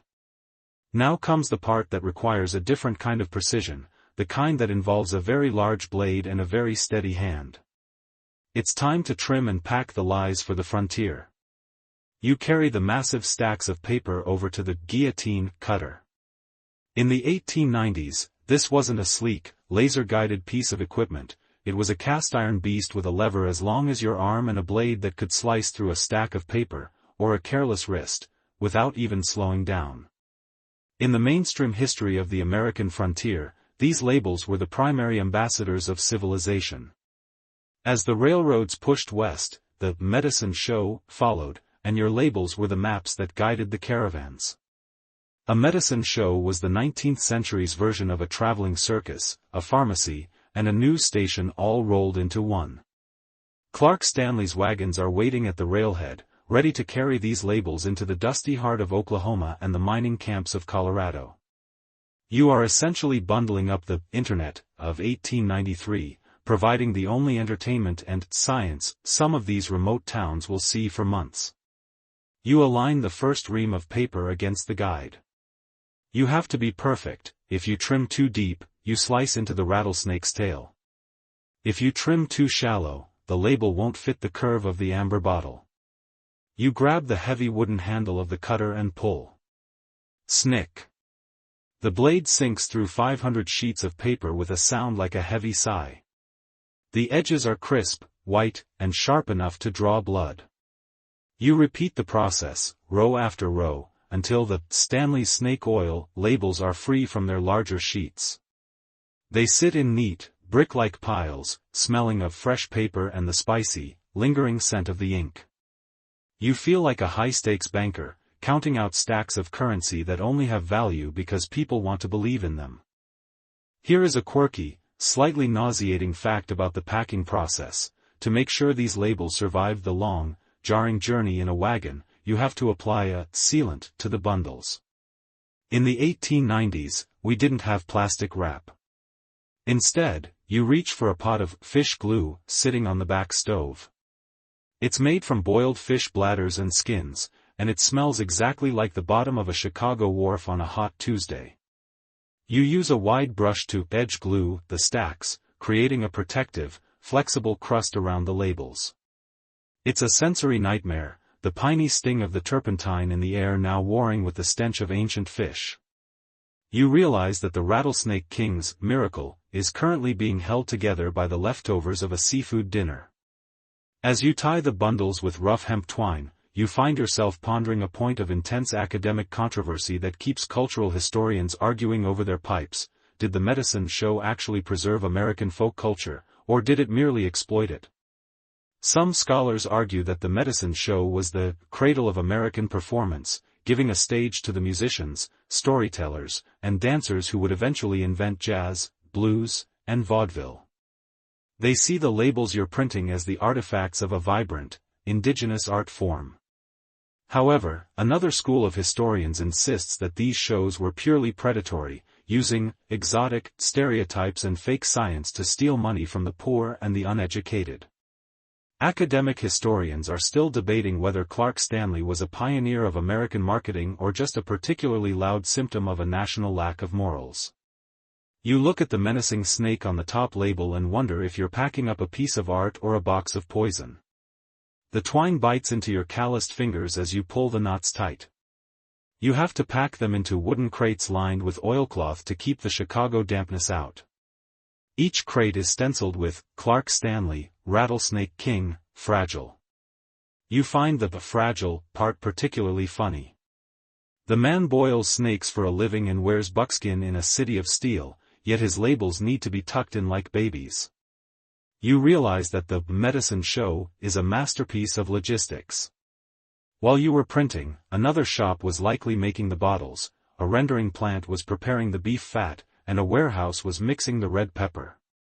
You are just one node in a vast, invisible network of deception that stretches across the entire continent. There's a quirky bit of frontier lore about these bundles. Because paper was so scarce in the West, the labels themselves often had a second life. Farmers would use the back of a discarded snake oil label to write grocery lists, or children in one-room schoolhouses would use the colorful, snake-adorned paper to practice their alphabet. Your ink, the black stuff you mold with such care, will be the first thing a child in a sod house in Kansas learns to read. It's a heavy responsibility for a man who just wanted to finish his shift. You're not just printing advertising, you're accidentally providing the literacy materials for a developing nation. You hear the heavy rumble of a freight wagon outside, and the bell above the door jingles again. This time, it's not Stanley, but his advance man, a fellow in a checkered suit with a pocket watch that seems to tick louder than the press. He doesn't say much, he just taps his cane against the crates you've finished. He hands you a voucher, his eyes scanning the shop for any sign of the Coors typo you buried in the hellbox. You hold your breath as he picks up a single label, runs his thumb over the Clarendon font, and nods. Good weight, he mutters. The king will be pleased. He signals to two burly teamsters who begin hauling the crates out into the morning light. You watch them go, the crates disappearing into the belly of the wagon. The shop feels suddenly cavernous and cold. The adrenaline of the big print has evaporated, leaving behind a bone-deep weariness that feels like it's made of lead. You look at the guillotine cutter, its blade still gleaming with a thin film of paper dust. You've successfully moved the Rattlesnake King's ambition from your head to the wooden boxes. In a few days, those labels will be pasted onto bottles of spicy lard and sold under the flickering torches of a medicine show stage. You are the silent partner in the performance, the man who provided the script and the scenery. You reach for a rag to begin the long process of cleaning the press, but your hands won't quite close around the cloth. You're at that stage of exhaustion where the world feels like it's made of velvet and glass. You look at the delivery board, now empty of its white and black treasure. The lies have been trimmed, the fish glue has dried, and the caravans are moving. You realize that your work is now out in the wild, traveling toward the setting sun.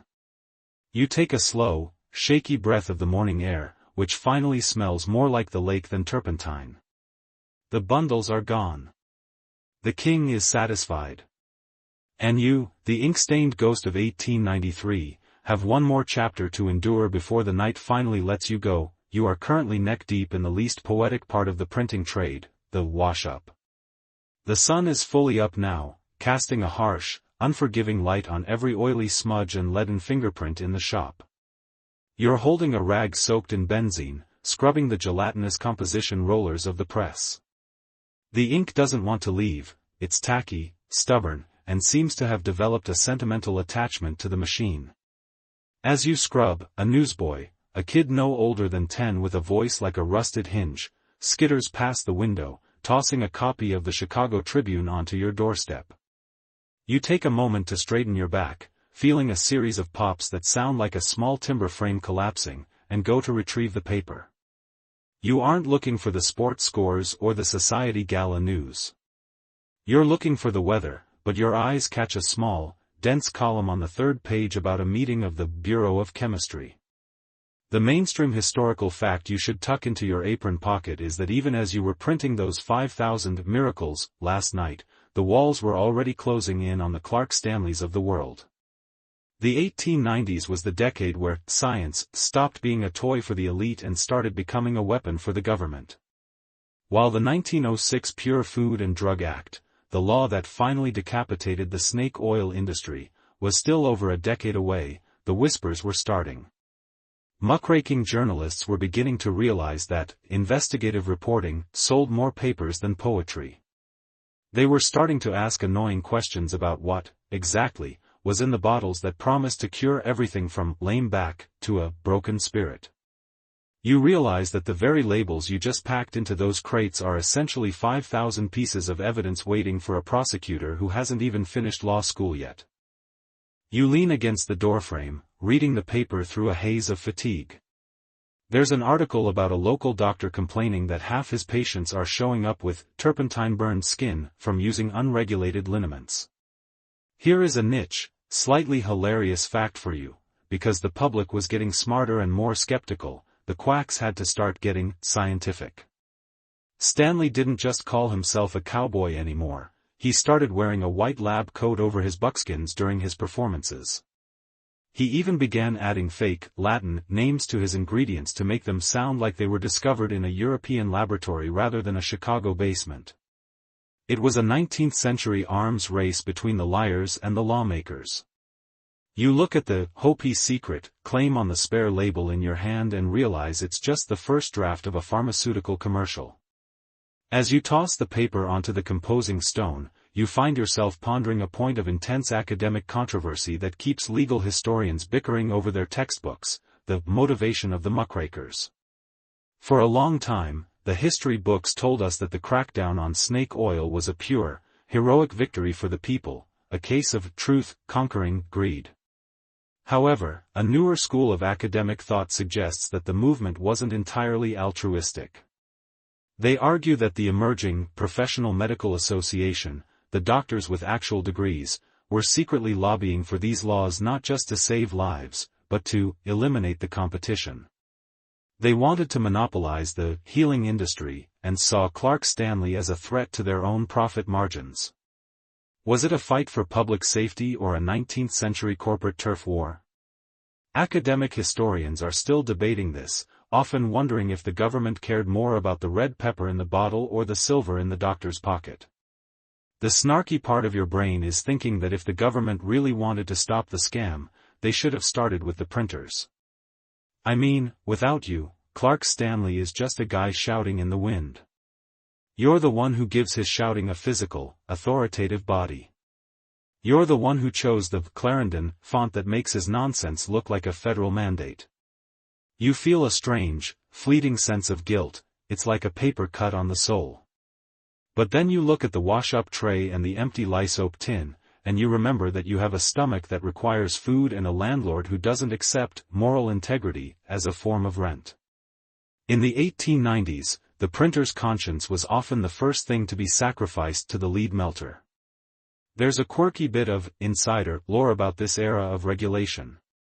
Because the snake oil bottles were so recognizable, some of the shrewder quacks tried to pivot, a very modern word for a very old trick. When the first whispers of testing came around, some showmen began selling the bottles as decorative ornaments, claiming the medicine inside was just a free gift. They figured they could bypass the food laws by claiming they were in the home decor business. It didn't work for long, but it goes to show that the human imagination is never more creative than when it's trying to avoid a jail sentence. You look at the amber glass in the light and realize it is a beautiful bottle. It's just a shame about the contents. The benzene fumes are starting to give you a headache again, or maybe it's just the realization that you're part of a dying era. The Wild West of advertising is being tamed by the clipboard and the test tube. Soon, you won't be able to just pick any font and make any claim. You'll have to print warning labels and side effects. You'll have to fit 500 words of legal jargon into the space where the menacing rattlesnake used to live. The art of the beautiful lie is slowly being replaced by the boring truth. You feel a strange, paradoxical nostalgia for the chaos. At least with the Rattlesnake King, there was a show. There was a bag of snakes and a buckskin jacket. The new doctors in their sterile offices seem a lot less interesting, even if they aren't trying to blister your skin with turpentine. You finish scrubbing the rollers. They are now a dull, matte gray, perfectly clean and ready for the next job. You look at the counter on the press again. 5,000 labels. 5,000 people who will soon be rubbing beef fat on their joints. Science might be coming, but it hasn't arrived yet. For at least another year, the Rattlesnake King is still the king, and your ink is the law of the land. You reach for a fresh rag to dry the iron bed, the metallic scent of the machine reminding you that for all the science in the world, the 1890s are still built on iron and grease. The morning light is now pouring through the windows, illuminating the dust motes that dance in the air. They look like tiny pieces of gold, but you know they're just lead and paper. You realize that you've spent the night in a world that is slowly evaporating. The gaslight, the hand-mulled ink, the buckskin heroes, it's all part of a sunset. You're standing at the edge of the modern world, clutching a burin and a rag. You take a slow breath, the scent of the lake finally winning over the turpentine, and prepare for the final cleanup. The snake oil era is nearing its end, but the legacy of the brand, the way we use art to sell ambition, is just getting started. You pick up the newspaper and fold it neatly, setting it on the master printer's desk. He'll be in soon, and he'll want to know how the run went. You'll tell him it was perfect. You'll tell him the Coors typo is a secret of the hellbox. And you'll tell him that the Rattlesnake King is already on his way to Kansas, carrying your ink into the future. You feel a deep, grounding exhaustion. You've survived the night of the snake, and now you just have to survive the day of the law. You walk to the back of the shop, the rhythmic thud-thud of a distant steam hammer reminding you that the city is always moving, always building, and always looking for a cure. You're standing by the open window of the shop now, a lukewarm cup of coffee in your hands that tastes more like lead dust and regret than actual beans. The morning air of Chicago is finally starting to clear the benzene fog from your brain, and you find yourself staring at a single, stray label that missed the crates. It's sitting on the composing stone, looking lonely and deceptively important. You pick it up, running your thumb over the raised ink of the rattlesnake's scales. You realize that while you've been worrying about typos and fish glue, you've actually been participating in the birth of a monster.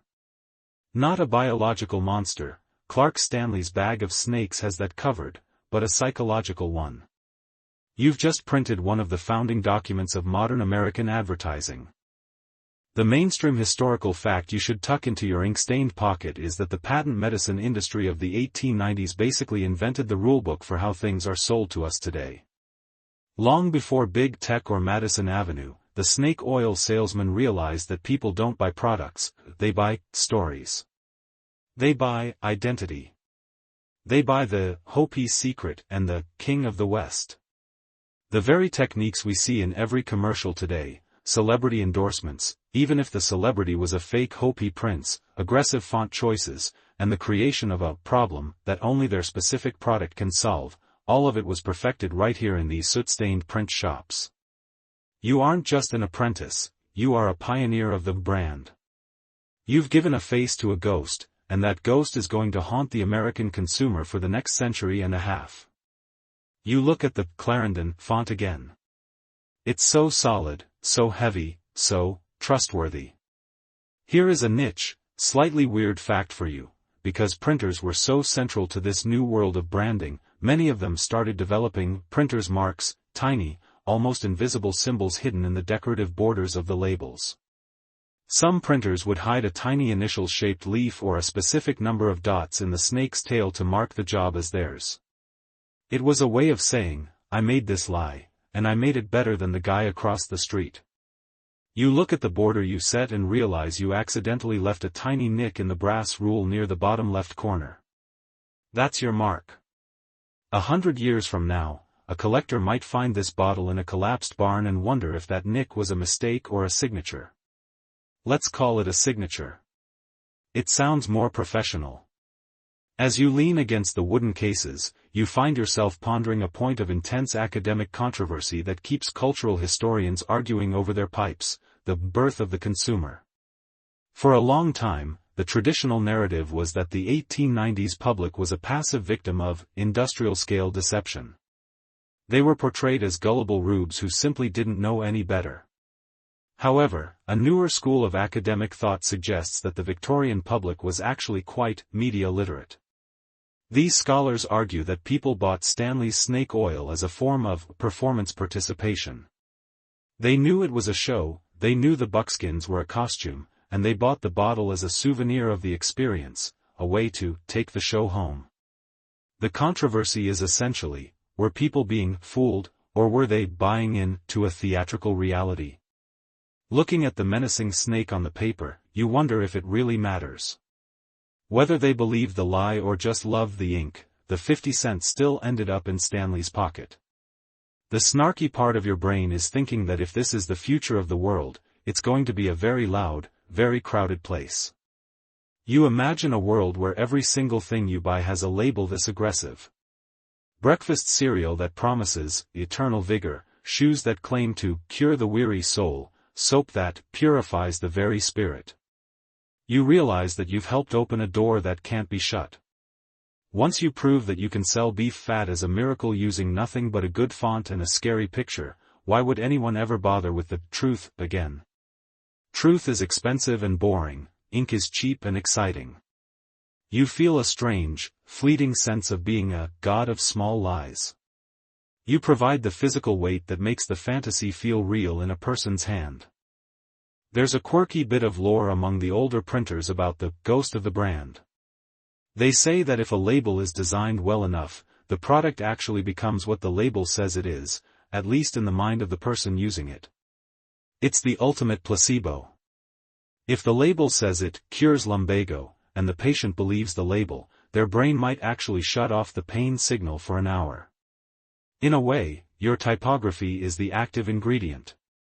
Your Clarendon S is doing more work than the red pepper.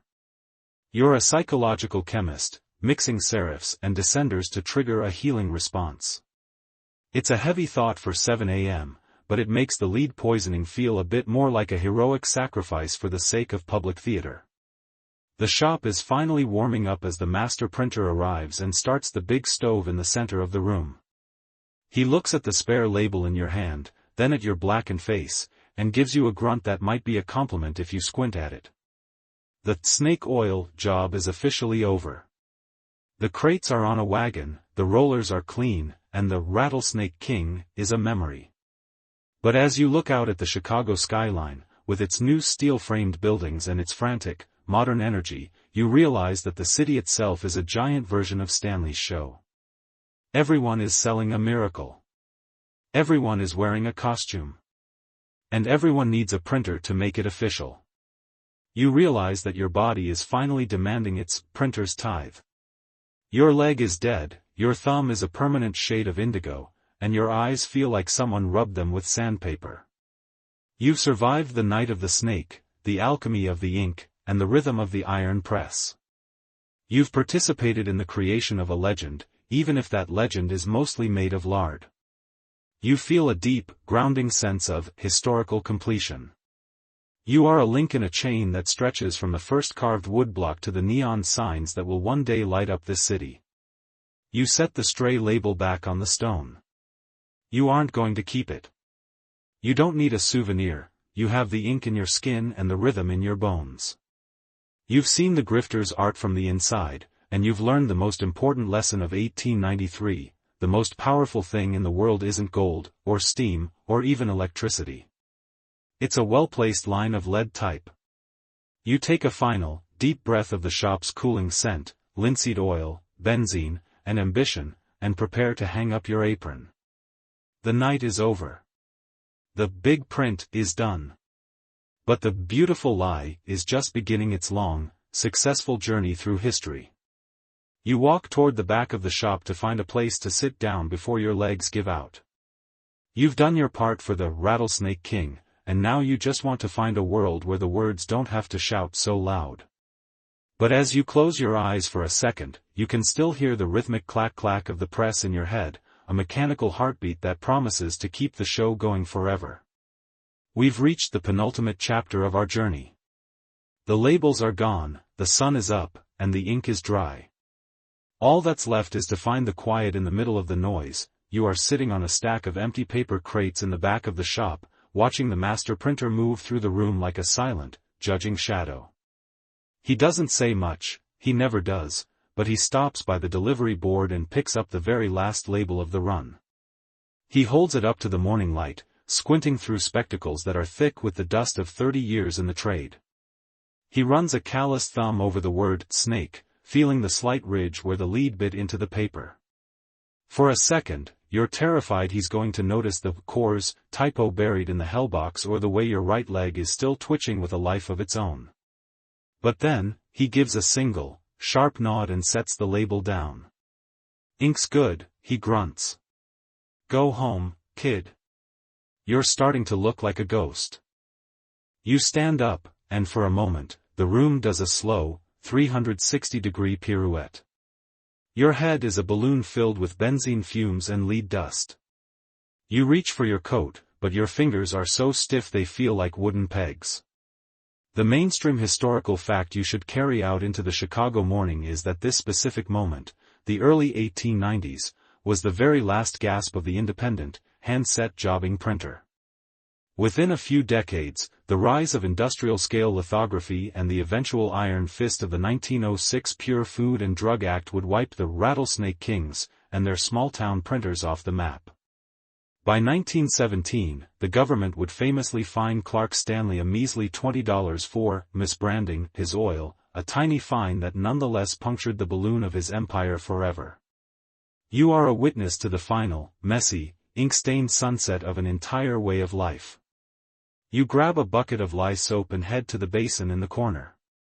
As you scrub, you realize that the indigo stain on your thumb isn't going anywhere. It's a permanent tattoo of your 1893 night shift. Here is a niche, slightly alarming trivia point for you. One of the biggest dangers in a 19th-century print shop wasn't the lead or the gears, but the very rags you used to clean the press. Because they were saturated with linseed oil and turpentine, these rags were prone to spontaneous combustion. If you piled them up in a corner, the chemical reaction of the oil oxidizing would generate enough heat to start a fire that could level a city block. You've been working all night inside a potential bomb. You carefully spread your cleaning rags out flat on the iron bed of the press, letting them cool properly, ensuring the shop doesn't become another Great Chicago Fire statistic while you're asleep. You take one last look at the boxwood snake you carved. It looks different now that it's been inked and cleaned. It looks tired, just like you. This brings us to the final point of academic controversy that keeps historians bickering over their fountain pens: the authenticity of the American myth. Some scholars argue that the entire Western identity, the cowboys, the outlaws, and the Hopi secrets, wasn't actually born on the frontier, but was manufactured right here in the industrial cities of the East by men like Clark Stanley and printers like you. They argue that the West is essentially an invention of the advertising industry. Others, however, insist that the snake oil shows were a genuine reflection of a rugged, desperate American spirit that valued performance over pedigree. History is still debating whether you were printing a lie or just the first draft of the American dream. You step out the door, and the bell jingles one last time, a soft, tired sound. The Chicago air is crisp and smells of coal smoke and the lake. The city is waking up. Men in bowler hats are rushing toward the loop, and the first cable cars are clanging their way down the street. You feel like a diver surfacing from a very deep, very dark ocean. To all these people, you're just another worker on his way to a boarding house. They don't know that you spent the night in a cathedral of lead, building a miracle for a man with a bag of snakes. You feel a strange, weary sense of superiority. You've seen the ingredients. You've mulled the ink. You know what the miracle actually looks like when it's upside down and backwards. You walk past a pharmacy, and there, in the window, is a row of Stanley's bottles from a previous shipment. They look beautiful. They look authoritative. They look like they could actually stop the pain. You realize that your work is successful because human beings have a desperate, beautiful need to believe that there is a cure just around the corner, provided the font is bold enough. You touch your indigo-stained thumb to the glass for a split second, a silent greeting to the king, and keep walking. Your bed is calling, and for once, you don't have a single ache that beef fat and red pepper could possibly fix. You just need the silence. The walk home is a blur of cobblestones and shadows. You reach your room, kick off your boots, and fall onto the mattress before you've even unbuttoned your coat. The rhythm of the press is still in your ears: clack clack, snatch, clack clack, snatch. It's a mechanical heartbeat that seems to be keeping time with the city itself. You close your eyes, and for a second, you see the rattlesnake coiled on the back of your eyelids, its white space fangs glowing in the dark. But the snake isn't rattling anymore. It's just resting. The ink is dry. The crates are moving. The 1890s are rolling on toward the new century, and you've done your part to make sure they look good doing it. Now, let the world of 1893 begin to soften and fade at the edges. The hiss of the gaslight is growing quieter, turning into a gentle, distant hum that matches the steady rise and fall of your own breath. Imagine the heavy scent of the linseed oil and the sharp sting of the turpentine drifting away on a cool breeze off the lake, replaced by the clean, neutral stillness of your own room. The clatter of the horse-drawn wagons and the rhythmic thump of the iron press are slowing down, moving further and further away until they are nothing but a faint, rhythmic echo in the back of your mind. You are no longer an apprentice at the composing stone. Your fingers are resting now, the phantom weight of the lead type and the sharp edge of the burin finally lifting from your palms. The black and white world of the snake oil labels is dissolving into soft, blurry shades of gray and indigo. You don't have to count the impressions anymore. You don't have to worry about the printer's devil or the rattlesnake king. The shop is closed, the metal is cold, and the ink is finally, perfectly dry. You are safe. You are warm. You are drifting on a velvet tide of quiet thoughts, moving slowly toward the edge of a deep and peaceful sleep. The shadows in your room are long and kind, and the morning sun is just a soft, golden promise for a later time. The journey through the soot and the secrets is complete. Everything is in its place. The story is told.